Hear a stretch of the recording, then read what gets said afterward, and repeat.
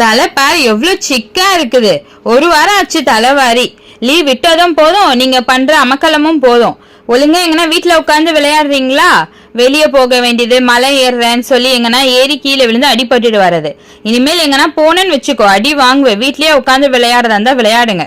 அம்மா அம்மா சும்மா அதையே சொல்லி திட்டாதீங்கம்மா. இனி நாங்க போக மாட்டோம்மா, வீட்டுல தாம்மா விளையாடுவோம். வலிக்குதுமா, மெதுவா வாருங்கம்மா. தலை ஃபுல்லா சிக்கா இருக்குடி, கொஞ்சம் ஆடாம உட்காரு. ஐயோ அம்மா வலிக்குது, நீங்க தலையே வார வேணாம், விடுங்க நானே வாரிக்கிறேன்.